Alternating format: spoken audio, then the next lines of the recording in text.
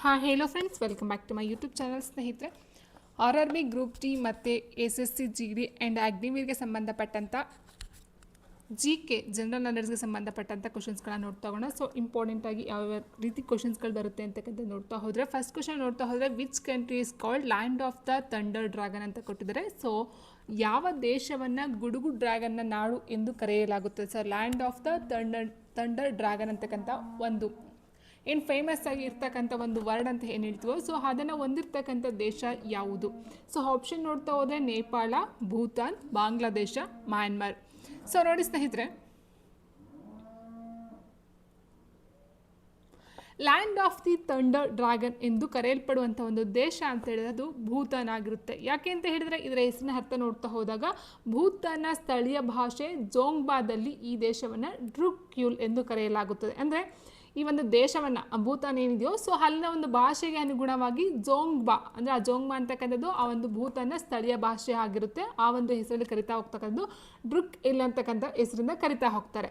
So ಅಂದರೆ thunder ಡ್ರ್ಯಾಗನ್ನ ಭೂಮಿ ಅಂದರೆ ಹಿಮಾಲಯದ ಶಿಖರಗಳಿಂದ ಕಣಿವೆಗಳಿಗೆ ಅಪ್ಪಳಿಸ್ತಕ್ಕಂಥ ಭೀಕರ ಗುಡುಗು ಸಹಿತ ಮಳೆಯಿಂದಾಗಿ ಈ ಹೆಸರು ಈ ಒಂದು ಭೂತಾನ್ಗೆ ಬಂದಿರತಕ್ಕಂಥದ್ದು ಆಗಿದೆ. ಸೊ ಈ ಗುಡುಗಿನ ಶಬ್ದವನ್ನು ಡ್ರ್ಯಾಗನ್ನ ಗರ್ಜನೆ ಎಂದು ನಂಬಲಾಗಿದೆ. ಯಾಕೆ ಅಂತ ಹೇಳಿದರೆ ಅಲ್ಲಿ ಇರ್ತಕ್ಕಂಥ ಕೆಲವೊಂದು ಹಿಮಾಲಯ ಶಿಖರಗಳಿಂದ ಬರ್ತಕ್ಕಂಥ ಅಪ್ಪಳಿಸ್ತಕ್ಕಂಥ ಒಂದು ಭೀಕರ ಗುಡುಗು ಸಹಿತ ಮಳೆಯಿಂದಾಗಿ ಈ ಒಂದು ಹೆಸರು ಭೂತಾನ್ಗೆ ಬಂದಿದೆ ಅಂತಕ್ಕಂಥದ್ದು ಆಗಿದೆ ಸ್ನೇಹಿತರೆ. ಸೊ ಇನ್ನು ನೋಡ್ತಾ ಹೋದರೆ, ಭೂತಾನ್ನ ರಾಷ್ಟ್ರೀಯ ಧ್ವಜದಲ್ಲಿ ಬಿಳಿ ಡ್ರ್ಯಾಗನ್ ಚಿತ್ರವಿದ್ದು ಅದು ದೇಶದ ಆಧ್ಯಾತ್ಮಿಕತೆ ಮತ್ತು ಸಾಂಸ್ಕೃತಿಕ ಪರಂಪರೆಯನ್ನು ಸಹ ಪ್ರತಿನಿಧಿಸುತ್ತಂತೆ. ಸೊ ವೆರಿ ಇಂಪಾರ್ಟೆಂಟ್ ಸ್ನೇಹಿತರೆ, ರಾಷ್ಟ್ರೀಯ ಧ್ವಜದಲ್ಲಿ ಇರ್ತಕ್ಕಂಥದ್ದು ಬಿಳಿಯ ಡ್ರ್ಯಾಗನ್ ಒಂದು ಚಿಹ್ನೆಯೂ ಸಹ ಇದೆ. ಆ್ಯಂಡ್ ಇದನ್ನು ನಾವು ಭೂತಾನ್ನ land of the thunder dragon ಅಂತ ಕರಿತೀವಿ. ಬಿಕಾಸ್ ಯಾಕೆ ಅಂತಂದರೆ ಅಲ್ಲಿ ಗುಡುಗು ಸಹಿತ ಮಳೆ ಇರ್ತಕ್ಕಂಥದ್ದು ಆಗಿದೆ. ಸೊ ಅದು ಎಲ್ಲ ದೇಶಕ್ಕೂ ಅನ್ವಯಿಸ್ಕೊಳ್ತಾ ಹೋದರೆ ಇದು ತುಂಬಾ ದೊಡ್ಡದು ಅಂತ ಹೇಳ್ಬೋದು. ಸೊ ಹಾಗಾಗಿ ಈ ಒಂದು ಭೂತಾನ್ಗೆ ಈ ಒಂದು ಹೆಸರನ್ನು ಕರೆಯಲಾಗಿದೆ. ಇನ್ನು ಪ್ರಪಂಚದಲ್ಲೇ ಅತ್ಯಂತ ಸಂತುಷ್ಟ ದೇಶಗಳಲ್ಲಿ ಒಂದೆಂದು ಪರಿಗಣಿಸಲ್ಪಟ್ಟಿರುವ ಭೂತಾನ್ ತನ್ನ ಪರಿಸರ ಸ್ನೇಹಿ ನೀತಿ ಮತ್ತು ಬೌದ್ಧ ಸಂಸ್ಕೃತಿಗೆ ಹೆಸರುವಾಸಿಯಾಗಿದೆ. ಸೊ ಇದೇನಕ್ಕೆ ಇಂಪಾರ್ಟೆಂಟ್ ಅಂತಂದರೆ, ಬೌದ್ಧ ಸಂಸ್ಕೃತಿ ಇಲ್ಲಿ ಎದ್ದು ಕಾಣುತ್ತೆ. ಸೊ ನಮ್ಮ ಒಂದು ಇದರಲ್ಲಿ ಯಾವ ರೀತಿ ಹಿಂದೂ ಸಂಸ್ಕೃತಿ ಅಂತಕ್ಕಂಥದ್ದು ದೊಡ್ಡದಾಗಿ ಬೆಳೀತಾ ಹೋಗಿದೆಯೋ, ಸೊ ಭಾರತದಲ್ಲಿ ಹಲವಾರು ಸಂಸ್ಕೃತಿಗಳು ಇದ್ರೂ ಸಹ ಹಿಂದೂ ಅಂತಕ್ಕಂಥದ್ದು ತುಂಬಾ ದೊಡ್ಡದಾಗಿರ್ತಕ್ಕಂಥದ್ದು ಆಗಿದೆ. ಸೊ ಅದರ ಜೊತೆಗೆ ಬೌದ್ಧ ಆಗಿರ್ಬೋದು, ಕ್ರಿಶ್ಚಿಯನ್ಸ್ ಆಗಿರ್ಬೋದು, ಇಸ್ಲಾಂ, ಮುಸ್ಲಿಮ್ಸ್ ಇದೆಲ್ಲ ಬರ್ತಾ ಹೋಗುತ್ತೆ. ಬಟ್ ಭೂತಾನಲ್ಲೂ ಸಹ ಬೌದ್ಧ ಸಂಸ್ಕೃತಿ ಹೆಸರುವಾಸಿಯಾಗಿ ಇರ್ತಕ್ಕಂಥದ್ದು ಆಗಿದೆ ಸ್ನೇಹಿತರೆ. ಓಕೆ, ಇಷ್ಟು ಬಂದು ಭೂತಾನ್ಗೆ ಸಂಬಂಧಪಟ್ಟಂಥ ಒಂದು ಇನ್ಫಾರ್ಮೇಷನ್ ಆಗಿರುತ್ತೆ. ಸೊ ಇಲ್ಲಿ ಆನ್ಸರ್ ನೋಡ್ತಾ ಹೋದಾಗ ಫಸ್ಟ್ ಕ್ವೆಶನ್ಗೆ ಆನ್ಸರ್ ಬಂದು ಭೂತಾನ್ ಆಗಿರುತ್ತೆ. ಗುಡುಗು ಡ್ರ್ಯಾಗನ್ ನಾಡ್ ಅಥವಾ land of the thunder dragon ಬಂದು ಭೂತಾನ್ ಆಗಿರುತ್ತೆ.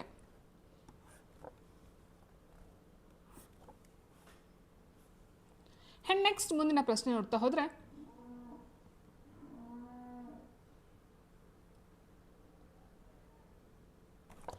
Which ocean or sea lies to the west of India? ಅಂದರೆ ಭಾರತದ ಪಶ್ಚಿಮಕ್ಕೆ ಯಾವ ಸಾಗರ ಅಥವಾ ಸಮುದ್ರವಿದೆ? ಅರೇಬಿಯನ್ ಸಮುದ್ರ, ಬಂಗಾಳಕೊಲ್ಲಿ, ಹಿಂದೂ ಮಹಾಸಾಗರ, ಮೇಲ್ನೋಗಳಲ್ಲಿ ಯಾವುದು ಅಲ್ಲ? ಸೊ ಇಂಡಿಯಾ ಮ್ಯಾಪ್ನ ತೊಗೊಳ್ತಾ ಹೋದರೆ ಸ್ನೇಹಿತರೆ ಆರಾಮಾಗಿ ನಿಮಗೆ ಆನ್ಸರ್ಸ್ ಗೊತ್ತಾಗ್ಬಿಡುತ್ತೆ. ನೋಡಿ ಇಲ್ಲಿ, ಸೊ ಇಂಡಿಯಾ ಮ್ಯಾಪ್ ಇದೆ ಅಂತ ಹೇಳಿದರೆ ಇಲ್ಲಿ ಬರ್ತಕ್ಕಂಥದ್ದು ಏನು ಈ ಒಂದು ಪ್ಲೇಸ್ ಇದೆಯೋ, ಪಶ್ಚಿಮ, ಪೂರ್ವ, ಇದು ದಕ್ಷಿಣ, ಇದು ಉತ್ತರ ಬರುತ್ತೆ, ಮೇಲ್ಗಡೆ ಉತ್ತರ. ಸೊ ಪಶ್ಚಿಮದಲ್ಲಿ ಬರ್ತಕ್ಕಂಥದ್ದು ಯಾವುದು? ಅರೇಬಿಕ್ ಸಮುದ್ರ, ಅರಬ್ಬಿ ಸಮುದ್ರ ಅಥವಾ ಅರೇಬಿಯನ್ ಸಮುದ್ರ ಅಂತ ಹೇಳ್ತೀವಿ. ಪೂರ್ವ ಬಂದು ಬಂಗಾಳಕೊಲ್ಲಿ ಬರುತ್ತೆ. ಆ್ಯಂಡ್ ದಕ್ಷಿಣ ಬಂದು ಹಿಂದೂ ಮಹಾಸಾಗರ ಬರ್ತಕ್ಕಂಥದ್ದು ದಕ್ಷಿಣದಲ್ಲಿ ಆಗಿರುತ್ತೆ. ಸೊ ಇನ್ನು ನೆಕ್ಸ್ಟ್ ನಾವು ನೋಡ್ತಾ ಹೋದರೆ, ಅರೇಬಿಯನ್ ಸಮುದ್ರವು ಈ ಒಂದು ಅರೇಬಿಯನ್ ಸಮುದ್ರ ಅಂತಕ್ಕಂಥ ಪಶ್ಚಿಮದಲ್ಲಿ ಏನು ಕಂಡು ಬರುತ್ತೋ, ಸೊ ಇದರಲ್ಲಿ ಭಾರತ ಪಶ್ಚಿಮ ಕರಾವಳಿ ತೀರದ ಗುಜರಾತ್, ಮಹಾರಾಷ್ಟ್ರ, ಗೋವಾ, ಕರ್ನಾಟಕ, ಕೇರಳ ಉದ್ದಕ್ಕೂ ಹರಡ್ಕೊಂಡಿದೆ ಅಂತ. ಅಂದರೆ ಇಲ್ಲಿ ಬರ್ತಕ್ಕಂಥ ಏನು ಈ ಒಂದು ಇದೆಯೋ, ಸೊ ಇಲ್ಲಿ ಕರ್ನಾಟಕ, ಗೋವಾ ಆ್ಯಂಡ್ ಗುಜರಾತ್, ಮಹಾರಾಷ್ಟ್ರ, ಒಟ್ಟು ಕೇರಳ 5 ರಾಜ್ಯಗಳು ಈ ಒಂದು ಅರಬ್ಬಿ ಸಮುದ್ರದ ಗಡಿಯನ್ನು ಹಂಚಿಕೊಂಡಿದೆ ಅಂತಕ್ಕಂಥದ್ದು ಹೇಳ್ಬಹುದಾಯಿತು. ಸೊ ಆ ಒಂದು ಪ್ರಶ್ನೆ ಸಹ ಕೇಳಬಹುದು ಎಕ್ಸಾಮಲ್ಲಿ. ಸೊ ಆ್ಯಂಡ್ ನೆಕ್ಸ್ಟ್ ನಾವು ನೋಡ್ತಾ ಹೋದಲ್ಲಿ ಪಶ್ಚಿಮದಲ್ಲಿ ಬರ್ತಕ್ಕಂಥ ಅರಬ್ಬಿ ಸಮುದ್ರ, ಪೂರ್ವ ಬಂಗಾಳಕೊಲ್ಲಿ, ದಕ್ಷಿಣ ಹಿಂದೂ ಮಹಾಸಾಗರ. ಸೊ ಹಾಗೆ ಈ ಒಂದು ಭಾರತವನ್ನು ನಾವೇನಂತ ಕರಿತೀವಿ? ಪರ್ಯಾಯ ದ್ವೀಪ ಅಂತ ಕರಿತೀವಿ. ಯಾಕಂತೇಳಿದ್ರೆ 3 ಕಡೆ ನೀರನ್ನು ಹೊಂದಿದೆ. ಸೊ ಒಂದು ಕಡೆ ಭೂಮಿಯನ್ನು ಹೊಂದಿರತಕ್ಕಂಥದ್ದಾಗಿರೋದನ್ನ ಭಾರತವನ್ನು ನಾವು ಪರ್ಯಾಯ ದ್ವೀಪ ಅಂತ ಕರಿತಾ ಹೋಗ್ತೀವಿ. ಸೊ ಈಗ ಆನ್ಸರ್ ನಮ್ಗೆ ಸಿಕ್ತಾ ಅಂತ ಅಂದ್ಕೊಳ್ತೀನಿ. ಭಾರತ ಪಶ್ಚಿಮಕ್ಕೆ ಇರ್ತಕ್ಕಂಥದ್ದು ಅರೇಬಿಯನ್ ಸಮುದ್ರ ಅಥವಾ ಅರಬ್ಬಿ ಸಮುದ್ರ.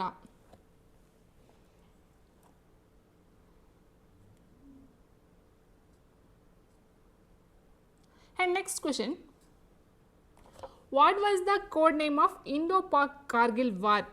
ಇಂಡೋ-ಪಾಕ್ ಕಾರ್ಗಿಲ್ ಯುದ್ಧದ ಕೋಡ್ ಹೆಸರು ಏನು? Operation blue star, operation Vijay, operation Virat, operation Kargil. So answer ನೋಡ್ತಾ ಹೋದ್ರೆ ಸ್ನೇಹಿತರೆ, ಆನ್ಸರ್ ಬಂದು ಆಪ್ಷನ್ ಬಿ, ಆಪರೇಷನ್ ವಿಜಯ ಅಂತಕ್ಕಂಥದ್ದು ಆಗಿರುತ್ತೆ. ಸೊ ಇದ್ರ ಬಗ್ಗೆ, ಸೊ ಇಂಡೋ-ಪಾಕ್ ಕಾರ್ಗಿಲ್ ಯುದ್ಧದ ಕೋಡನ್ನು ಆಪರೇಷನ್ ವಿಜಯ ಅಂತ ಆ ಒಂದು ಹೆಸರಲ್ಲಿ ಕರಿತಾ ಹೋಗ್ತಾರೆ ಸ್ನೇಹಿತರೆ. ಸೊ ಇದ್ರ ಬಗ್ಗೆ ನೋಡ್ತಾ ಹೋದರೆ 1999ರ ಇಂಡೋ-ಪಾಕ್ ಕಾರ್ಗಿಲ್ ಯುದ್ಧದ ಕೋಡ್ ಹೆಸರು ಬಂದು ಆಪರೇಷನ್ ವಿಜಯ ಆಗಿರುತ್ತೆ. ಅಂದರೆ ಇದು 1990ರಲ್ಲಿ ನಡೆದಿರ್ತಕ್ಕಂಥ ಇಂಡೋ-ಪಾಕ್ ಕಾರ್ಗಿಲ್ ಯುದ್ಧ ಇದಾಗಿರುತ್ತೆ. ಈ ಕಾರ್ಯಾಚರಣೆಯು ಭಾರತೀಯ ಸೇನೆಯ ಕಾರ್ಗಿಲ್ ವಲಯದಿಂದ ಪಾಕಿಸ್ತಾನಿ ನುಸುಳುಕೋರರನ್ನು ಹೊರಹಾಕೋದು ಮತ್ತು ಆಕ್ರಮಿತ ಪ್ರದೇಶಗಳನ್ನು ಮರಳಿ ಪಡಿತಕ್ಕಂಥದ್ದು ಇದರ ಒಂದು ಕಾರ್ಯಾಚರಣೆ ಆಗಿರುತ್ತೆ. ಅಂತ ಹೇಳಿದ್ರೆ ಇಂಡಿಯಾಗೆ ಸಂಬಂಧಪಟ್ಟಂತೆ ಏನು ಈ ಒಂದು ಪಾಕಿಸ್ತಾನದಿಂದ ಬಂದಿರತಕ್ಕಂಥ, ಅಂದರೆ ಇಂಡಿಯಾಕ್ಕೆ ಬಂದಿರತಕ್ಕಂಥ ಪಾಕಿಸ್ತಾನದ ಏನಿರ್ತಾರೋ ಸೊ ಅವರನ್ನು ಹೊರಹಾಕ್ತಕ್ಕಂಥದ್ದು ಒಂದು, ಮತ್ತೊಂದು ಆಕ್ರಮಿತ ಪ್ರದೇಶವನ್ನು ವಶಪಡಿಸ್ಕೊಳ್ಳೋದು ಮತ್ತು ಈ ಭಾರತ ತಮ್ಮ ವಶಕ್ಕೆ ತಗೊಳ್ತಕ್ಕಂಥದ್ದು. ಸೊ ಎರಡು ಮೇನ್ ಉದ್ದೇಶದಿಂದ 1999ರ ಇಂಡೋ-ಪಾಕ್ ಕಾರ್ಗಿಲ್ ಯುದ್ಧ ನಡೀತಕ್ಕಂಥದ್ದಾಗಿರುತ್ತೆ. ಸೊ ಇದರ ಹೆಸರು ಆಪರೇಷನ್ ವಿಜಯ ಆಗಿರುತ್ತೆ. ಸೊ ಇದು ನಡೀತಕ್ಕಂಥದ್ದು ಜುಲೈ 1999ರಲ್ಲಿ. ಇನ್ನು ಇದರ ಪರಿಣಾಮ ಏನಾಗ್ತಾ ಹೋಗುತ್ತೆ, ಭಾರತವು ಕಾರ್ಗಿಲ್ ಯುದ್ಧದಲ್ಲಿ ವಿಜಯ ಸಾಧಿಸುತ್ತೆ ಮತ್ತು ಜುಲೈ 26ನ ಕಾರ್ಗಿಲ್ ವಿಜಯ್ ದಿವಸ ಎಂದು ಆಚರಿಸಲಾಗುತ್ತೆ. ವೆರಿ ಇಂಪಾರ್ಟೆಂಟ್ ಸ್ನೇಹಿತರೆ. ಜುಲೈ 26 ಏನಿದೆಯೋ, ಜುಲೈ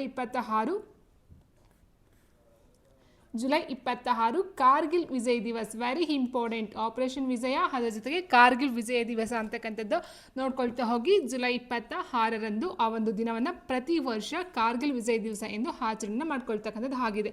ಇನ್ನು ಉಳಿದಂತೆ ಕೊಟ್ಟಿರ್ತಕ್ಕಂಥ ಆಪ್ಷನ್ ಏನು ಕೊಟ್ಟಿದ್ದಾರೋ, ಆಪರೇಷನ್ ಬ್ಲೂ ಸ್ಟಾರ್ ಅಂತಕ್ಕಂಥದ್ದು 1984ರಲ್ಲಿ ಅಮೃತಸರದ ಸುವರ್ಣ ದೇವಾಲಯದ ನಡೆದಂಥ ಒಂದು ಕಾರ್ಯಾಚರಣೆ ಆಗಿರುತ್ತೆ. ಆಪರೇಷನ್ ಬ್ಲೂ ಸ್ಟಾರ್ 1984ರಲ್ಲಿ. Yes, okay. ಇನ್ನು ನೆಕ್ಸ್ಟ್ ಆಪರೇಷನ್ ವಿರಾಟ್ ಅಂತ ಕೊಟ್ಟಿದ್ದಾರಲ್ಲ ಆಪ್ಷನಲ್ಲಿ. ಸೊ ಅದ್ರ ಪ್ರಕಾರ ನೋಡ್ತಾ ಹೋದರೆ 1988ರಲ್ಲಿ ಶ್ರೀಲಂಕಾದ ನಡೆದಿರ್ತಕ್ಕಂಥ ಒಂದು ಕಾರ್ಯಾಚರಣೆ ಇದಾಗಿರುತ್ತೆ ಆಪರೇಷನ್ ವಿರಾಟ್. ಸೊ ಹಾಗಾಗಿ ಇಲ್ಲಿ ಆನ್ಸರ್ ಯಾವುದಾಗುತ್ತೆ, ಸೊ ಆನ್ಸರ್ ಆಪರೇಷನ್ ವಿಜಯ ಅಂತಕ್ಕಂಥದ್ದು ಆನ್ಸರ್ ಆಗಿರುತ್ತೆ. ಸೊ ಆಯ್ತಾ. ಸೊ ಇಷ್ಟು ನಾವು ನೋಡ್ತಾ ಹೋಗ್ತೀವಿ. And next, which state of India has the highest population density? ಭಾರತದ ಯಾವ ರಾಜ್ಯವು ಅತಿ ಹೆಚ್ಚು ಜನಸಂಖ್ಯಾ ಸಾಂದ್ರತೆಯನ್ನು ಹೊಂದಿದೆ? ಸೊ ನಮಗೆ ನೋಡ್ತಾ ಹೋದರೆ 2011ರಲ್ಲಿ ಈ ಒಂದು ಪಾಪ್ಯುಲೇಷನ್ಗೆ ಸಂಬಂಧಪಟ್ಟ ಸೆನ್ಸಸ್ ನಡೀತಾ ಹೋಗುತ್ತೆ. 2021 ಆಗೋದಿಲ್ಲ ಕಾರಣಾಂತರ ಅಂತ ಹೇಳಿದಾಗ ಈ ಒಂದು ಕೋವಿಡ್ ಏನಿರುತ್ತೋ ಸೊ ಆ ಒಂದು ಕಾರಣದಿಂದ ಅದನ್ನು ಮುಂದೂಡಲಾಗ್ತಾ ಹೋಗುತ್ತೆ.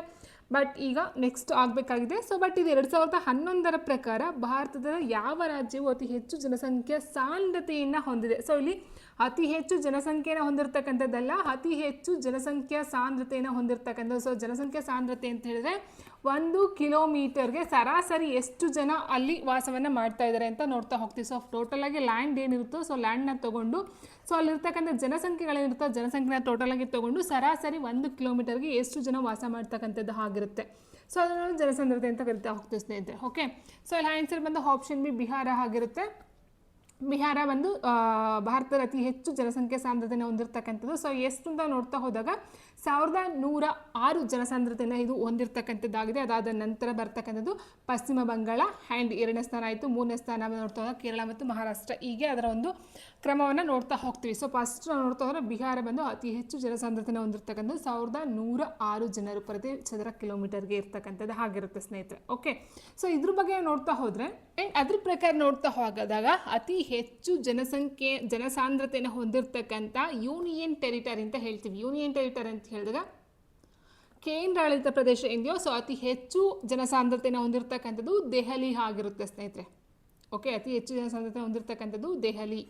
ಆ್ಯಂಡ್ ಅತಿ ಕಡಿಮೆ ಜನಸಾಂದ್ರತೆಯನ್ನು ಹೊಂದಿರತಕ್ಕಂಥ ಯೂನಿಯನ್ ಟೆರಿಟರಿ ಅಥವಾ ಕೇಂದ್ರಾಡಳಿತ ಪ್ರದೇಶ ಅಂತ ಹೇಳಿದ್ರೆ ಅಂಡಮಾನ್ ಮತ್ತು ನಿಕೋಬಾರ್ ದ್ವೀಪ ಏನಿರುತ್ತೋ ಸೊ ಅತಿ ಕಡಿಮೆ ಜನಸಾಂದ್ರತೆಯನ್ನು ಹೊಂದಿರತಕ್ಕಂಥ ಒಂದು ಯೂನಿಯನ್ ಟೆರಿಟರಿ ಆಗಿರುತ್ತೆ. ಅತಿ ಹೆಚ್ಚು ದೆಹಲಿ ಯಾವುದಾಗ ಕೇಂದ್ರಾಡಳಿತ ಪ್ರದೇಶಕ್ಕೆ ಹೋಲಿಸ್ಕೊಂಡಾಗ. ಬಟ್ ಮಾಮೂಲಿ ರಾಜ್ಯಗಳಿಗೆ ಹೋಲಿಸ್ಕೊಂಡಾಗ ಬಿಹಾರ ಜಾಸ್ತಿ ಬರುತ್ತೆ ಸ್ನೇಹಿತರೆ. ಓಕೆ. ಇನ್ನು ಇದಕ್ಕೆ ಸಂಬಂಧಪಟ್ಟ ನೋಡ್ತಾ ಹೊರ ನೋಡಿ, ಅತಿ ಹೆಚ್ಚು ಜನಸಾಂದ್ರತೆ ಹೊಂದಿರತಕ್ಕಂಥ ರಾಜ್ಯ ಬಿಹಾರ ಆಗಿರುತ್ತೆ. ಅತಿ ಕಡಿಮೆ ಜನಸಾಂದ್ರತೆಯನ್ನು ಹೊಂದಿರತಕ್ಕಂಥದ್ದು ಅರುಣಾಚಲ ಪ್ರದೇಶ. ಸೊ 1 ಕಿಲೋಮೀಟರ್ ಅಥವಾ 1 ಚದರ ಕಿಲೋಮೀಟರ್ಗೆ ಓನ್ಲಿ 17 ಜನರನ್ನು ಮಾತ್ರ ಹೊಂದಿರತಕ್ಕಂಥದ್ದು ಆಗಿರುತ್ತೆ. ಆ್ಯಂಡ್ ಅತಿ ಹೆಚ್ಚು ಜನಸಂಖ್ಯೆಯನ್ನು ಹೊಂದಿರತಕ್ಕಂಥದ್ದು ಉತ್ತರ ಪ್ರದೇಶ. ಸೊ ಅತಿ ಕಡಿಮೆ ಜನಸಂಖ್ಯೆಯನ್ನು ಹೊಂದಿರತಕ್ಕಂಥದ್ದು ಸಿಕ್ಕಿಂ ಆಗಿರುತ್ತೆ. ಓಕೆ. ಆ್ಯಂಡ್ ಅದರ ಜೊತೆಗೆ ಅತಿ ಹೆಚ್ಚು ಸಾಕ್ಷರತೆಯನ್ನು ಹೊಂದಿರತಕ್ಕಂಥದ್ದು ಕೇರಳ 94% ಆಗಿರುತ್ತೆ. ಅತಿ ಕಡಿಮೆ ಸಾಕ್ಷರತೆಯನ್ನು ಹೊಂದಿರತಕ್ಕಂಥ ರಾಜ್ಯ ಬಿಹಾರ ಆಗಿರುತ್ತೆ, 61.80% ಆಗಿರುತ್ತೆ. ಇನ್ನು ಲಿಂಗಾನುಪಾತವನ್ನು ನೋಡ್ತಾ ಹೋದರೆ ಅತಿ ಹೆಚ್ಚು ಲಿಂಗಾನುಪಾತವನ್ನು ಹೊಂದಿರತಕ್ಕಂಥದ್ದು ಕೇರಳ, ಅಂದರೆ 1,000 ಪುರುಷರಿಗೆ 1,084 ಮಹಿಳೆಯರು ಇರ್ತಕ್ಕಂಥದ್ದು ಆಗಿರುತ್ತೆ. ಇಲ್ಲಿ ಕೇರಳದಲ್ಲಿ ಅತಿ ಹೆಚ್ಚು ಲಿಂಗಾನುಪಾತವನ್ನು ಹೊಂದಿರತಕ್ಕಂಥ ರಾಜ್ಯ ಕೇರಳ. ಅತಿ ಕಡಿಮೆ ಲಿಂಗಾನುಪಾತ ಹೊಂದಿರತಕ್ಕಂಥದ್ದು ಹರಿಯಾಣ ಆಗಿರುತ್ತೆ. ಅದೇ ರೀತಿ ಅತಿ ಹೆಚ್ಚು ಲಿಂಗಾನುಪಾತವನ್ನು ಹೊಂದಿರತಕ್ಕಂಥ ಕೇಂದ್ರಾಡಳಿತ ಪ್ರದೇಶ ಪಾಂಡಿಚೇರಿ ಅಥವಾ ಪುದುಚೇರಿ ಆಗಿರುತ್ತೆ. ಅತಿ ಕಡಿಮೆ ಲಿಂಗಾನುಪಾತ ಹೊಂದಿರತಕ್ಕಂಥ ಕೇಂದ್ರಾಡಳಿತ ಪ್ರದೇಶ ಅಂತ ಹೇಳಿದ್ರೆ ಅದು ದಿಯು ಮತ್ತು ದಮನ್ ಆಗಿರುತ್ತೆ. ಓಕೆ, ಸೊ ಇಷ್ಟು ನಾವು ನೋಡ್ತಾ ಹೋದಾಗ ಪ್ರಪಂಚದಲ್ಲಿ ಒಟ್ಟು ಜನಸಂಖ್ಯೆಗೆ ಭಾರತದ ಪಾಲು ಬಂದು 17.3% ಅಷ್ಟು ಭಾರತದ ಒಂದು ಜನಸಂಖ್ಯೆ ಆಗಿರುತ್ತೆ ಸ್ನೇಹಿತರೆ. ಓಕೆ, ಆ್ಯಂಡ್ ನೆಕ್ಸ್ಟ್ ನಾವು ನೋಡ್ತಾ ಹೋದರೆ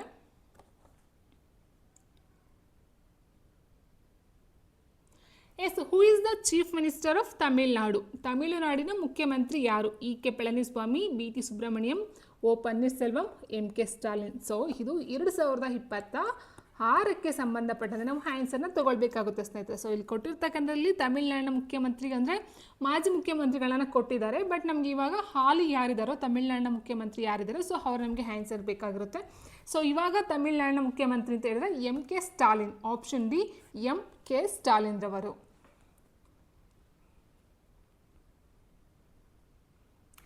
ಮತ್ತೊಂದು ಪ್ರಶ್ನೆ, ಹೂ is the current vice president of the US? ಅಮೆರಿಕದ ಪ್ರಸ್ತುತ ಉಪಾಧ್ಯಕ್ಷರು ಯಾರು?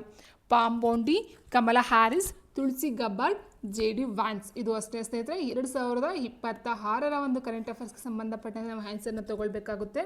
ಅಮೆರಿಕದ ಪ್ರಸ್ತುತ ಅಧ್ಯಕ್ಷರು ಯಾರಂತ ಹೇಳಿದ್ರೆ ಡೊನಾಲ್ಡ್ ಟ್ರಂಪ್ ಬರ್ತಾರೆ. ಡೊನಾಲ್ಡ್ ಟ್ರಂಪ್ ಇವ್ರು ಬಂದು ಅಧ್ಯಕ್ಷರು. ಸೊ ಉಪಾಧ್ಯಕ್ಷರು ಯಾರಾಗಾದರೆ ಅಮೆರಿಕದ USನ ಉಪಾಧ್ಯಕ್ಷರು ಯಾರಂತ ಹೇಳಿದರೆ JD ವ್ಯಾನ್ಸ್ ಅವರು. Option D JD Vance.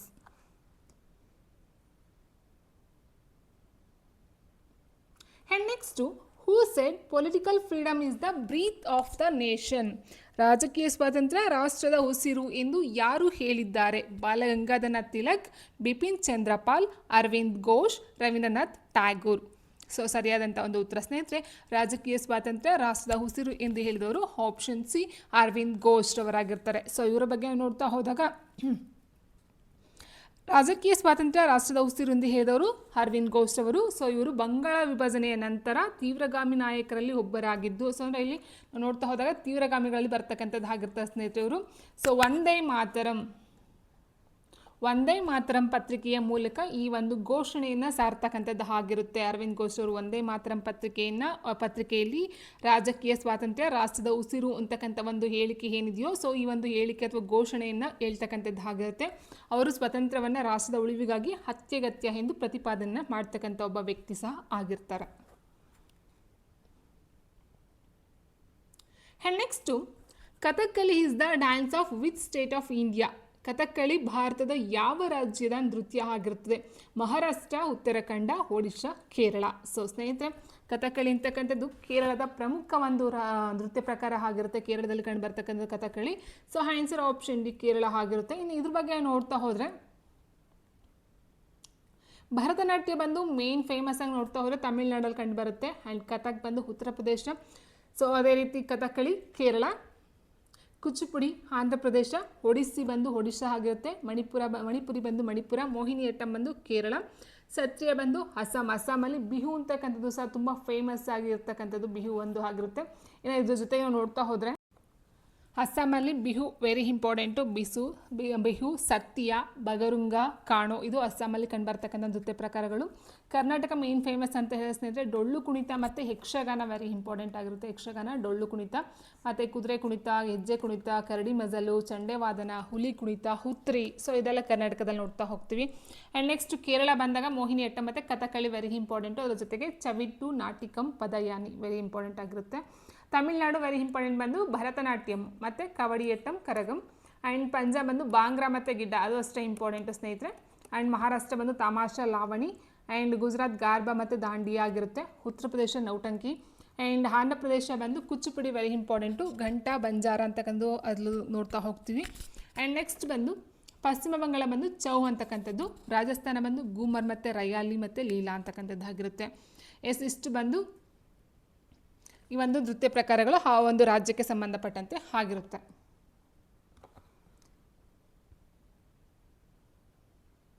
And next downs are temperate grassland in ಅಂತ ಕೊಟ್ಟರೆ ಡೌನ್ಸ್ ಅಂತಕ್ಕಂಥ ಒಂದು ಸಮಶೀತೋಷ್ಣ ಹುಲ್ಲುಗಾವಲು ಎಲ್ಲಿ ಕಂಡು ಬರುತ್ತದೆ ಅಂತಕ್ಕಂಥದ್ದು ಪ್ರಶ್ನೆ ಆಗಿದೆ ಸ್ನೇಹಿತರೆ.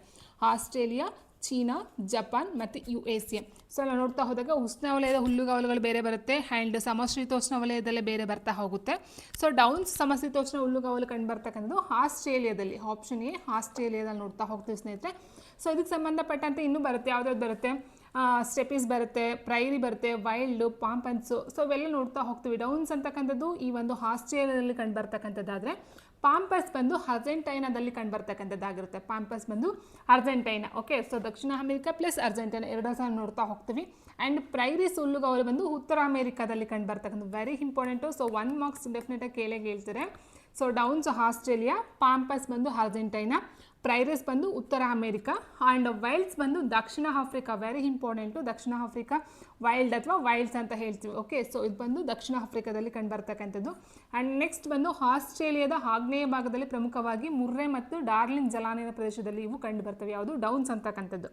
ಡೌನ್ಸ್ ಸಮಶೀತೋಷ್ಣ ಹುಲ್ಲುಗಾವಲು ಇದೆಯೋ ಅದು ಮುರ್ರೆ ಮತ್ತು ಡಾರ್ಲಿಂಗ್ ಜಲಾನಯದ ಪ್ರದೇಶಗಳಲ್ಲಿ ಕಂಡು ಬರ್ತಕ್ಕಂಥದ್ದು, ಆಸ್ಟ್ರೇಲಿಯಾದಲ್ಲಿ ಕಂಡು ಬರ್ತಕ್ಕಂಥದ್ದು ಆಗಿರುತ್ತೆ.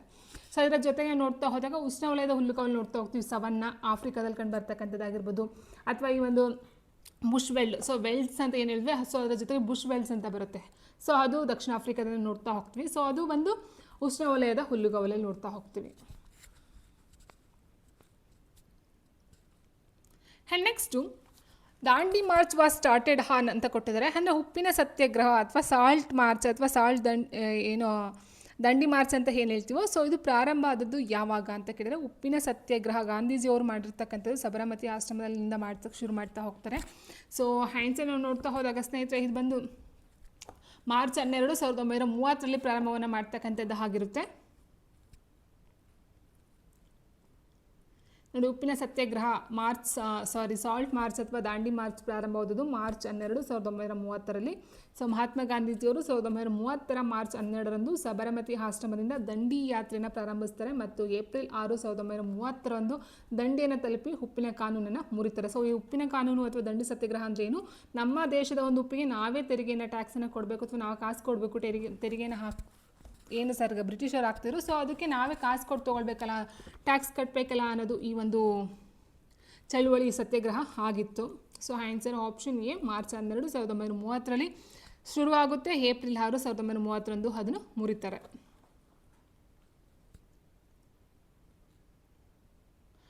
ಹೂ among the following eminent musician is a famous tabla player.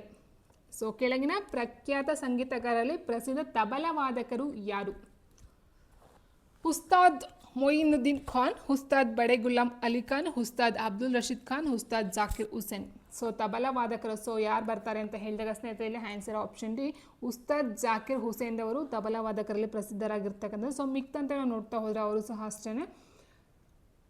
Ustad Zakir Hussain ಇವರು ಜಾಗತಿಕ ಮಟ್ಟದಲ್ಲಿ ಪ್ರಸಿದ್ಧರಾದ ಭಾರತೀಯ ತಬಲಾ ಮಾಂತ್ರಿಕರಾಗಿರ್ತಾರೆ. ಇವರು ಖ್ಯಾತ ತಬಲಾ ವಾದಕ ಉಸ್ತಾದ್ ಅಲ್ಲಾರಕ ಅವರ ಪುತ್ರ ಆಗಿರ್ತಾರೆ.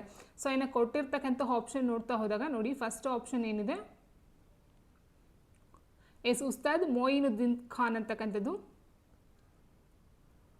ಎಸ್ ಉಸ್ತಾದ್ ಮೊಯಿನುದ್ದೀನ್ ಖಾನ್ ಇವರು ಸಾರಂಗಿ ವಾದಕರಾಗಿದ್ದಾರೆ. ವೆರಿ ಇಂಪಾರ್ಟೆಂಟು, ಸಾರಂಗಿ ವಾದಕರು. ಉಸ್ತಾದ್ ಬಡೆ ಗುಲಾಮ್ ಅಲಿ ಖಾನ್ ಇವರು ಬಂದು ಹಿಂದೂಸ್ತಾನಿ ಶಾಸ್ತ್ರೀಯ ಗಾಯಕರಾಗಿರ್ತಾರೆ.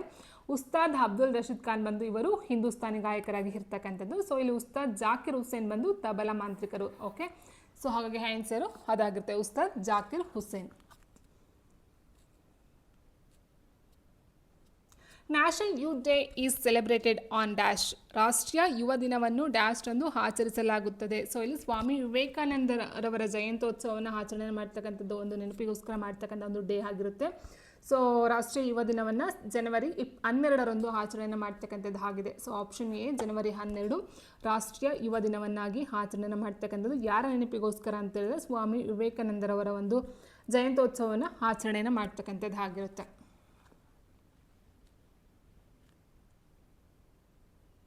And next to the dash amendment decrease the voting age from 21 to 18. ಅಂದರೆ ಯಾವ ತಿದ್ದುಪಡಿಯು ಮತದಾನದ ವಯಸ್ಸನ್ನು 21ರಿಂದ 18ಕ್ಕೆ ಇಳಿಸುತ್ತೆ. ಸೊ ಫಸ್ಟ್ 21 ಇತ್ತು, ವೋಟಿಂಗ್ ಏಜು ಅದಾದ ನಂತರ ಏನು ಮಾಡ್ತಾರೆ, ಸೊ ಅದನ್ನು 21 ಬೇಡ 18ಕ್ಕೆ ಇರಲಿ ಅಂತಕ್ಕಂಥದ್ದನ್ನ ಚೇಂಜ್ ಮಾಡ್ತಾ ಹೋಗ್ತಾರೆ. ಸೊ ಆ ಒಂದು ಚೇಂಜ್ ಮಾಡ್ತಕ್ಕಂಥ ತಿದ್ದುಪಡಿ ಅಮೆಂಡ್ಮೆಂಟ್ ಯಾವುದು ಅಂತ ಕೇಳಿದರೆ, ಸೊ 61ನೇ ತಿದ್ದುಪಡಿ 25, 42, 44 ಸರಿಯಾದಂಥ ಒಂದು ಉತ್ತರ ಸ್ನೇಹಿತರೆ. ಇದಕ್ಕೆ ಆಪ್ಷನ್ ಎ 61ನೇ ತಿದ್ದುಪಡಿಯಲ್ಲಿ ಮಾಡ್ತಕ್ಕಂಥದ್ದಾಗಿರುತ್ತೆ. Very important. ಸೊ ಮಿಕ್ಕಂತ ನೋಡ್ತಾ ಹೋದಾಗ 25ನೇ ತಿದ್ದುಪಡಿ 1971ರಲ್ಲಿ ಆಗುತ್ತೆ. ಇದರ ಒಂದು ವಿಷಯ ಏನಂತ ಹೇಳಿದ್ರೆ, ಪ್ರಾಥಮಿಕವಾಗಿ ಸ್ವಾಧೀನಪಡಿಸಿಕೊಂಡಂಥ ಆಸ್ತಿಗೆ ಪರಿಹಾರವನ್ನು ನೀಡುವುದರ ಬಗ್ಗೆ ವಿವರಣೆಯನ್ನು ಕೊಡ್ತಕ್ಕಂಥದ್ದು 25ನೇ ತಿದ್ದುಪಡಿ ಆಗಿರುತ್ತೆ. ಇನ್ನು 42 ವೆರಿ ಇಂಪಾರ್ಟೆಂಟು. 1976ರಲ್ಲಿ ಮಿನಿ ಸಂವಿಧಾನ, ಮಿನಿ ಕಾನ್ಸ್ಟಿಟ್ಯೂಷನ್ ಅಂತ ಹೇಳ್ತೀವಿ. ಸೊ ಇದು ಸಮಾಜವಾದಿ, ಜಾತ್ಯತೀತ ಮತ್ತು ಸಮಗ್ರತೆಯನ್ನು ಸೇರಿಸ್ತಕ್ಕಂಥ ಒಂದು ಪದಗಳೇನಿದೆ, ಸೊ ಅದು ಇದರಲ್ಲಿ ಕಂಡು ಬರ್ತಾ ಹೋಗುತ್ತೆ. ಮತ್ತು ಮೂಲಭೂತ ಕರ್ತವ್ಯಗಳನ್ನು ಸೇರಿಸುವುದರಂತೆ ವ್ಯಾಪಕ ಶ್ರೇಣಿಯ ಬದಲಾವಣೆಯನ್ನು ಸಹ ಇಲ್ಲಿ ನೋಡ್ತಾ ಹೋಗ್ತೀವಿ. ಓಕೆ.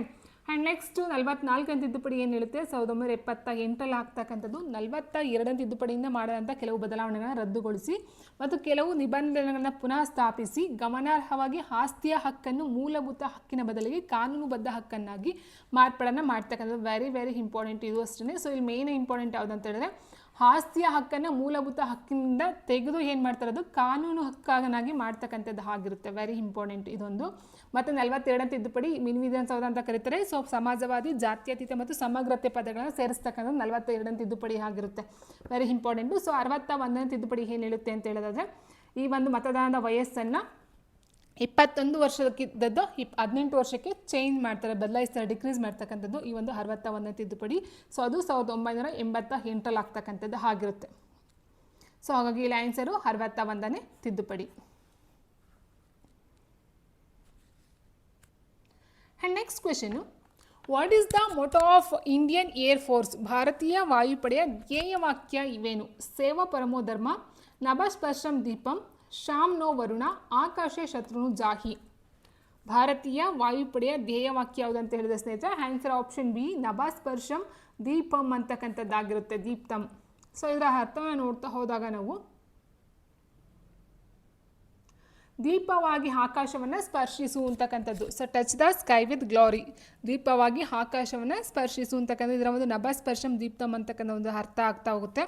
ಸೊ ಇದೆಲ್ಲ ನೋಡ್ತಾ ಹೋಗ್ತೀವಿ ಅಂದರೆ ಈ ಒಂದು ಧ್ಯೇಯವಾಕ್ಯವನ್ನು ಭಗವದ್ಗೀತೆಯ 11ನೇ ಅಧ್ಯಾಯದಲ್ಲಿ ಬರ್ತಕ್ಕಂಥದ್ದು ಆಗಿರುತ್ತೆ. ಭಗವದ್ಗೀತೆಯಲ್ಲಿ ಇರ್ತಕ್ಕಂಥ 11ನೇ ಅಧ್ಯಾಯದಿಂದ ಆರಿಸ್ಕೊಂಡಿರ್ತಕ್ಕಂಥ ಒಂದು ವಾಕ್ಯ ಅಂತ ಹೇಳ್ಬೋದು.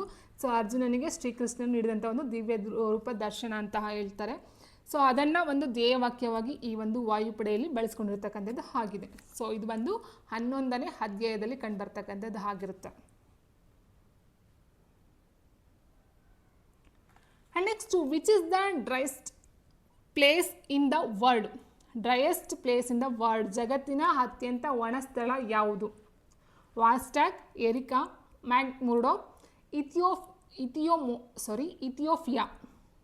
ಜಗತ್ತಿನಲ್ಲೇ ಅತ್ಯಂತ ಒಣ ಸ್ಥಳ ಯಾವುದು ಅಂತ ಹೇಳಿದ್ರೆ ಆಪ್ಷನ್ ಸಿ MC ಮುರ್ಡೋ ಅಥವಾ ಮೆಕ್ಮುರ್ಡೋ ಅಂತಕ್ಕಂಥದ್ದಾಗುತ್ತೆ, ಆಪ್ಷನ್ ಸಿ.